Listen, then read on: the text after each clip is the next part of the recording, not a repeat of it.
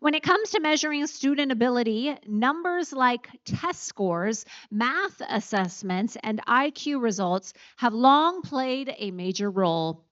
But do these numbers always capture a student's full potential?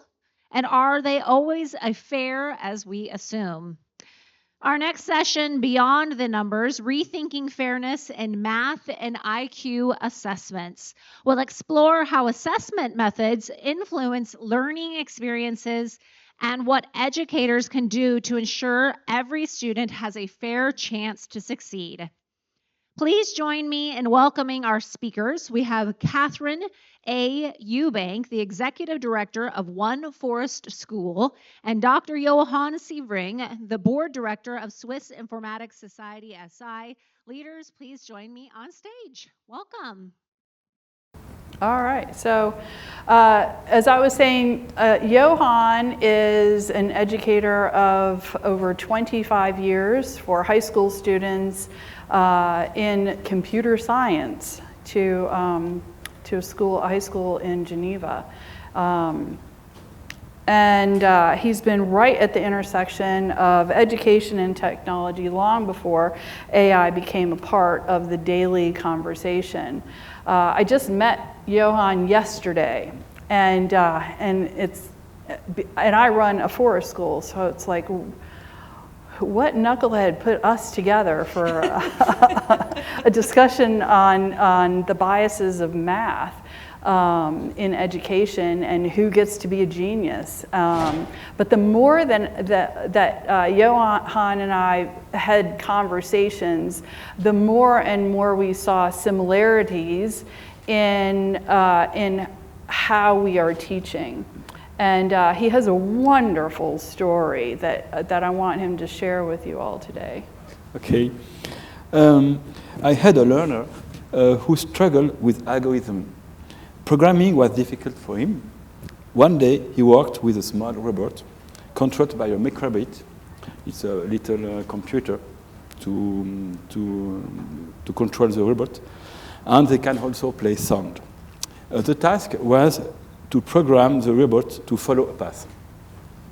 A learner did not manage to complete the exercise correctly. But something unexpected happened. Without any instruction, he composed a perfect song with a song chip in the microbit. So I had a question. Should I give him a bad mark? Because he didn't follow the expected path. Or should I recognize that he created something complex and meaningful? The problem is not only the student. The problem is my official assessment grid that did not include this type of result. So, what is fair?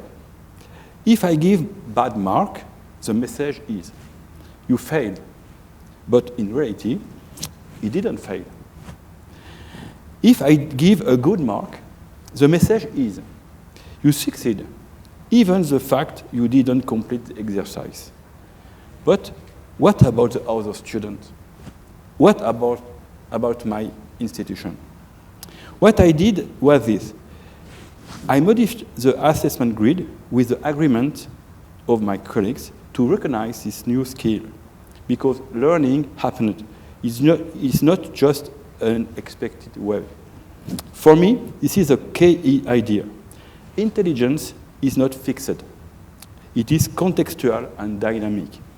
So the question is not, did the student follow the exact path, but what did the student actually learn? It's my story. And so what it illustrates is the differences in public schools teaching and rewarding convergent thinking, because it's so easy to track and score and allow people to say, yes, he is smart, or no, he isn't smart. And divergent thinking, what he is allowing those learners in his class is where innovation comes from. We need that divergent thinker. We need diversity in our schools, whether they're private schools or public schools, so that we can start changing those questions from not how smart are you, but how are you smart? And recognizing that in every individual learner is what schools need to start focusing on. Back in 2017, I started a forest school in Virginia. We are now still the only accredited forest school in the state of Virginia, and we cater to children preschool through the 6th grade. And it's a STEM school. So we have integrated STEM into our curriculum, but added some more acronyms. We are now eStream. We are environmentally educated classroom, plus science, technology, engineering, math, and reading and art. So we have a full curriculum with licensed teachers in an outdoor classroom where the forest really is their classroom. They're seeing math in patterns and how the forest ecosystems work. Because our learners it's necessary for us to have those divergent thinkers in our forest. And we rely heavily on emotional intelligence, something that public schools nowadays are not focused on. So that is where we are today. Does anybody have any questions, any thoughts about who gets to be a genius in today's AI-driven world?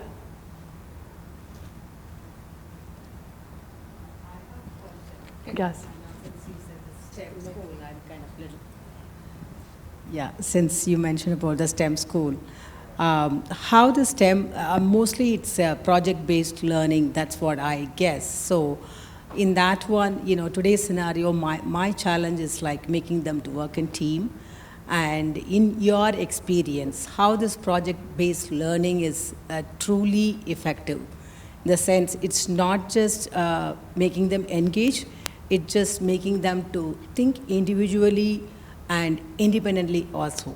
So how do you? Yeah, so we thought the best way to engage our students more effectively, because we don't have textbooks, but we still follow a curriculum, and we still need our students to meet the standards of learning for our state.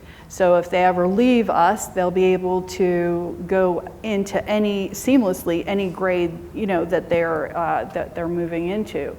So the easiest way, since we're working outdoors, was through STEM.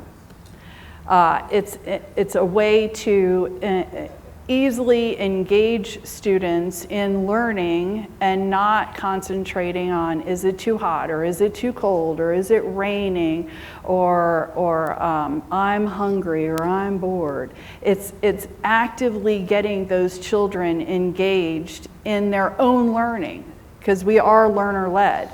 And sometimes those projects are just off the cuff. We don't plan on it. One student would say, I really want to go and play in the creek. I don't want to do my math today. And that's an opportunity to maybe make like a little thing in the water to show how water flows, and we can make energy through the running water.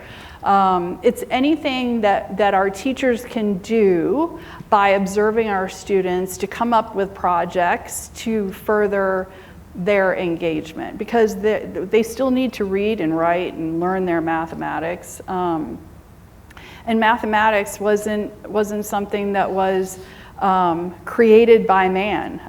It wasn't learned in a classroom. They can see math in the forest itself, in every single working component. Everything feeds itself.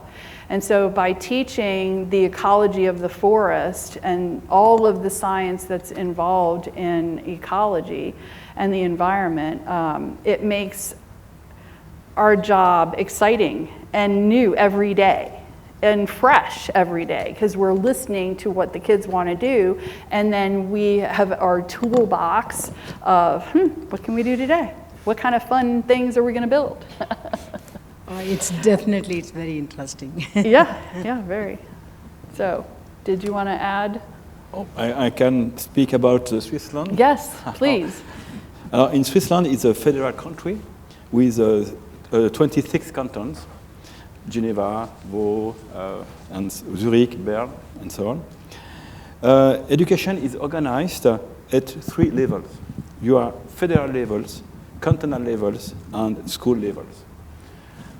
Education is mainly cantonal responsibility. So in Geneva, we don't have the same rules than Vaud, than Zurich, and so on. We have our own curricula and our structure. The federal level defines the overall framework. We have 2 paths. Academic path, it's maturité, bachelor, master, and doctorat. And vocational path is CFC and professional diplomas. In Swiss education is with a strong principle. One key principle is equity and access. So we have students, and we try to get them, by rules, all the same access to the study, to the diploma, until 18. The general philosophy balance knowledge, skill, and professional development. So in Switzerland, we use a scale from 1 to 6. 6 is the maximum, 4 is passing threshold. The grade 4 is an average, like you know. But it's mainly a single number that collapses everything, that collapses effort, that collapses context, that collapses prior knowledge, that collapse difficulty and culture into an opaque score. So we have to do it, but I think it's not the solution. Yes, but I did ask Johann if all teachers taught with his compassion for looking for those alternate paths to pass his students, because he's understanding that the student didn't get there in the traditional way, but he still is able to do the work in a different way. And he said no. And that's where we are. I think globally we need to start moving towards changing the education system because it's not working globally. And that's why you are finding more and more homeschool students, and why nonprofits and stay-at-home moms are saying, how can we help? What can we do? My kid is not thriving in public schools. And public schools around the world have not been successful for a very long time. And it's great that we have people out there that are recognizing this need for change and aren't just saying, well, there's nothing we can do, but they're actually going out there and helping make that change in their community. One teacher at a time. One thing that I've noticed is, and I have to be careful how I say it because there are educators in the room, but I'm in the state of Arizona, and we're one of the 2 prominent states for the school choice movement. And there's a real pushback from the people who are in the system against those of us who are starting to function outside the system. And it's unfortunate that we can't come together, because I think the system is always going to be important. Yes. We will always have public education because we need it as a society. But that doesn't mean that that's going to solve everybody's problem every day. Right. There's going to be people who need to be outside of that system because the system doesn't work for them. And that's okay. That doesn't mean we don't need the system. Yes. It's just we need all of it. Yes, we do need all of it. And I think for it to work, we need to start changing the way public schools are teaching our children. I do. One of the things that I've noticed recently in my business is I'll have a parent walk in my door and my child used to love math, and this year they have a horrible math teacher. And I got thinking about it, and I realized it was the same for me when I was in the classroom. I loved teaching math and science, Yeah. but reading and language arts was kind of, I'll do it because I have to. Yeah. And there's way too many teachers out there in the public school system who love kids, they love teaching language arts and reading, and they teach math because they have to. Yeah. And we need to remedy that. We need to get passionate teachers for every subject, for every student. Yeah. Because when the teachers are passionate about what they're teaching, the students catch that passion. And when the teachers are apathetic about what they're teaching, the students catch that apathy. Or instead of doing worksheets to teach math, incorporate STEM. Because that is, what you're doing there is you're creating an experience. And so it's learning math through an experiential way instead of memorization. And we are never going to compete with AI in math, ever. But we are sending our children to school to fail because we're asking them to compete with AI in math by memorizing math facts, which is broken and wrong. If you set them up to engage in a project that will teach them the same math, then you are enriching their life and giving them memories that they'll be able to take through a lifetime. But they're not just doing that project. They're also learning leadership skills, they're learning communication skills, they're learning all of the EQ things that AI will never be able to communicate or to compete with us on. And that's what schools are supposed to be, right? We're supposed to be getting our students ready for the future. And we aren't by getting them to memorize facts. That's what we can partner with AI on that. It's very helpful in a lot of different areas. Yes, and the teaching is so in silo.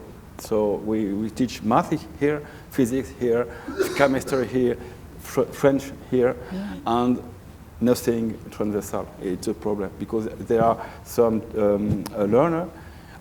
Here in biology, I don't know what is log, but in math they did it, but in biology they didn't. I think it failed. This what you said before. This transversal learning. Yeah. The one point I would add is we're talking about teachers, and I'm once again in the private sector, is the expectation of teachers by administrators. And what I mean by this is when you have 9 classes a day or 9 periods a day and a teacher's expected to teach 8 of them, that is not a healthy work-life balance. So that is one thing I would say we need to look at. Yeah. The teachers at my school, we have 9 periods a day. They teach 5 of those classes. Yeah. The other 4 are for prep. Then on top of that, the largest class size I have is 14. We've gone to this economy of scale model of let's see how big we can build a building to save money, Right. but we forgot about the people in it. Yeah. And that's what worries me is that we're putting pressure on teachers, but are we treating them equitably to do the job Right. of helping to raise children? No, it's true. And children are sponges for energy. And they know when they are not connecting to that teacher because that teacher is just not there. It cannot. They are so low on energy that they have no joy. Yes. When you are with a group of children and you are joyful, they are joyful. They feed off of your energy. So you have to bring your A game all the time. And everybody has an off day.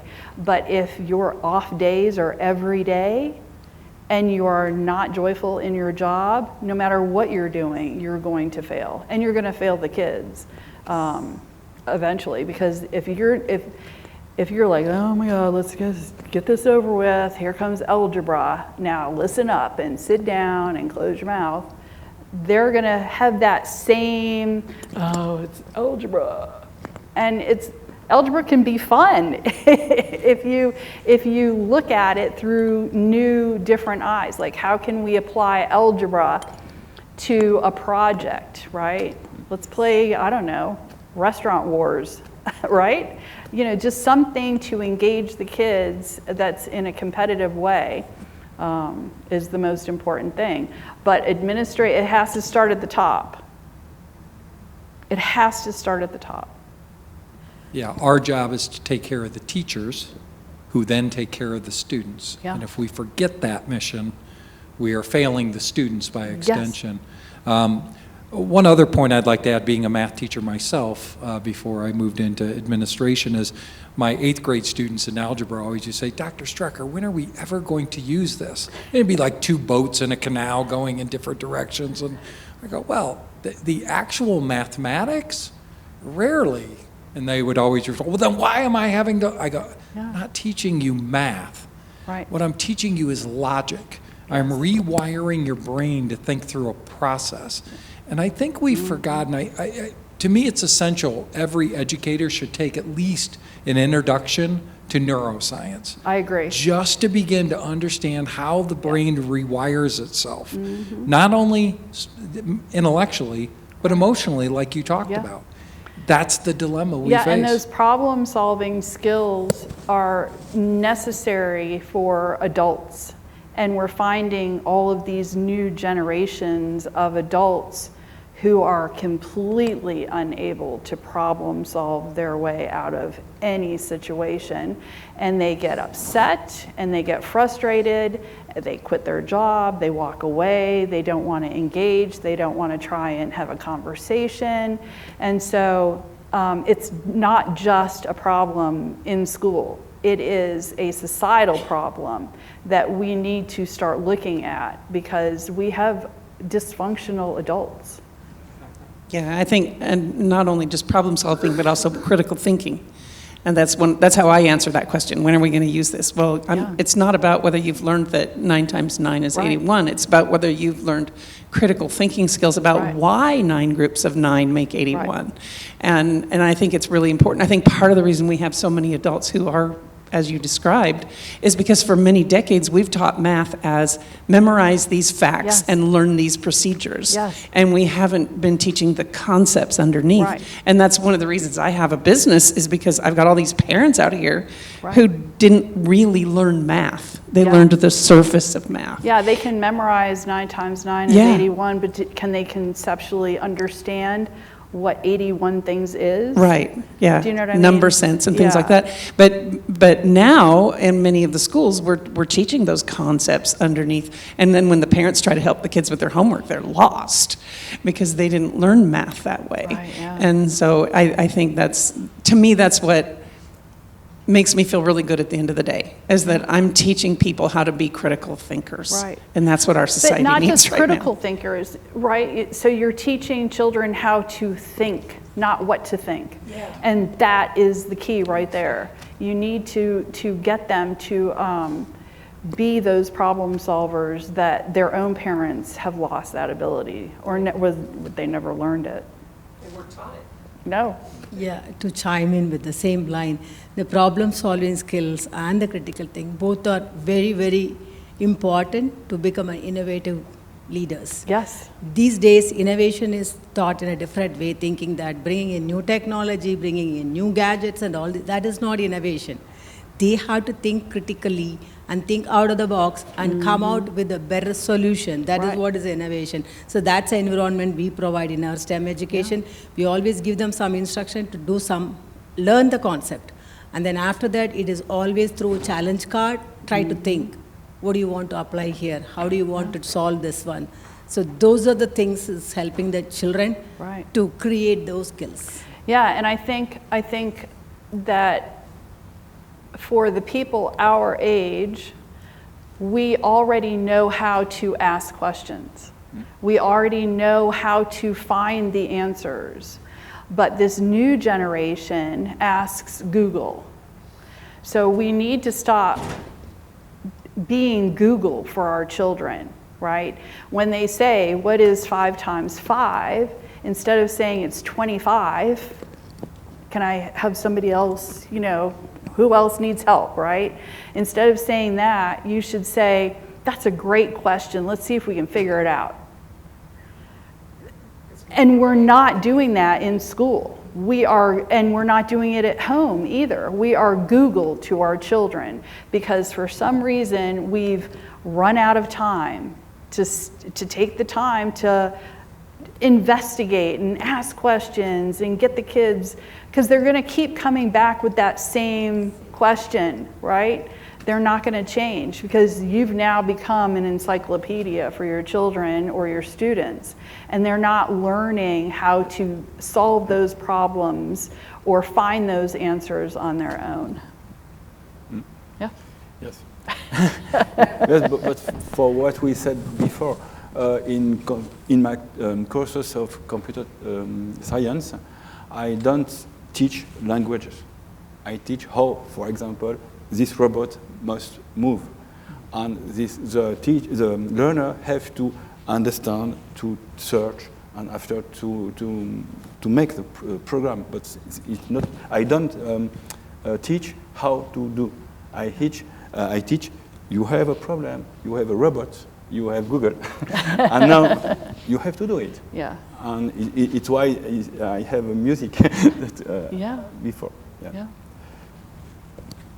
I think one of the other challenges, based on what you said a moment ago, is that our society is a microwave society. We want answers quick. We want kids to do math quick. And that's actually my business mascot is a turtle.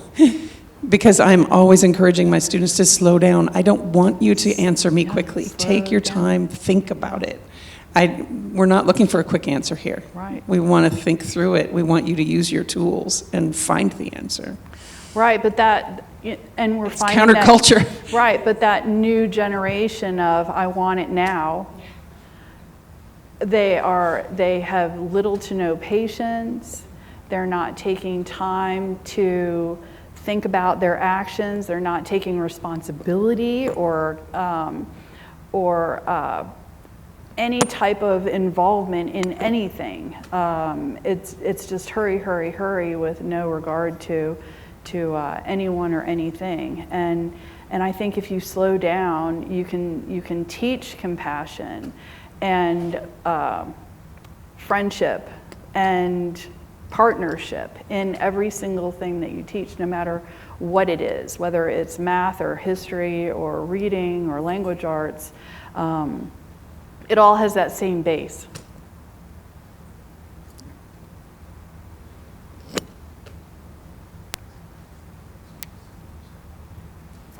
Five minutes. So,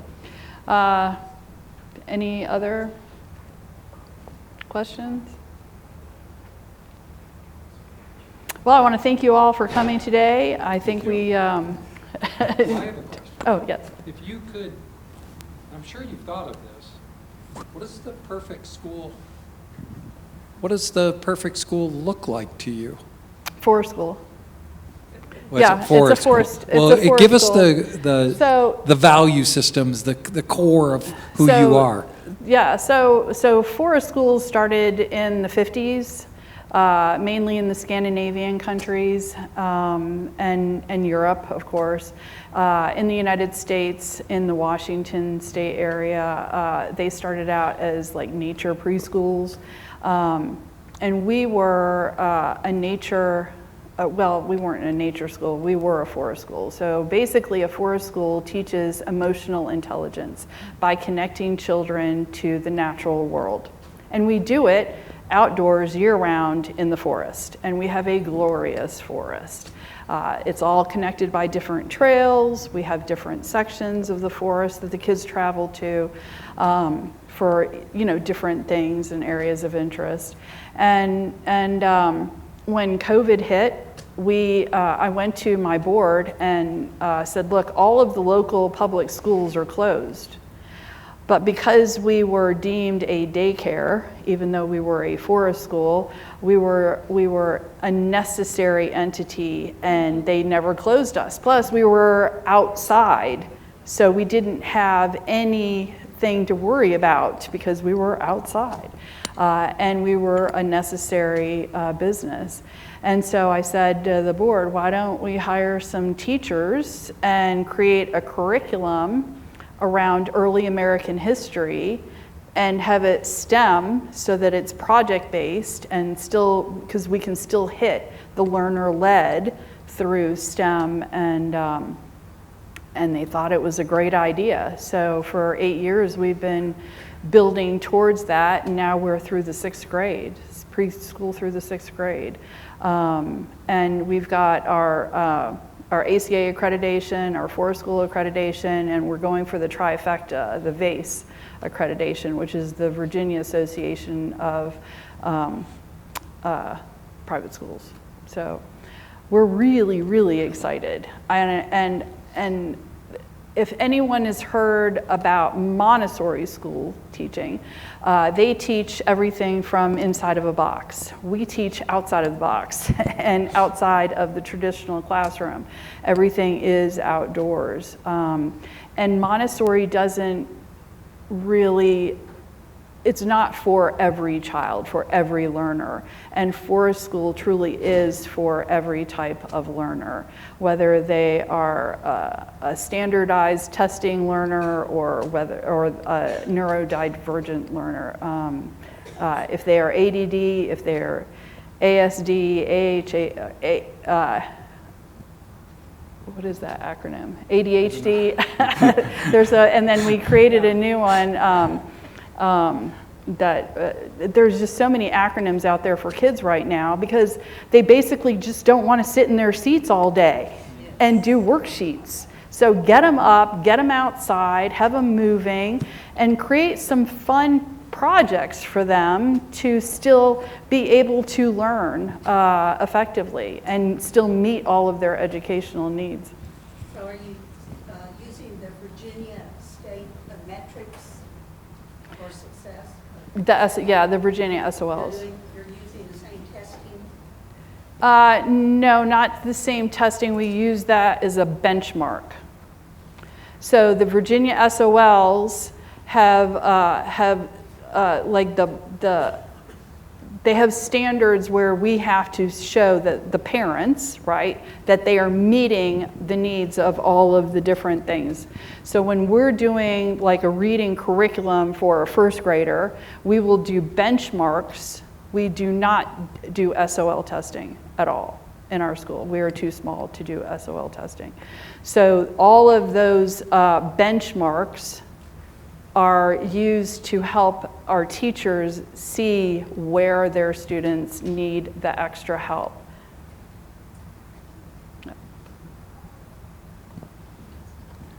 At the conclusion, we can see every learner deserves to be seen, not just scored. Yes, very good.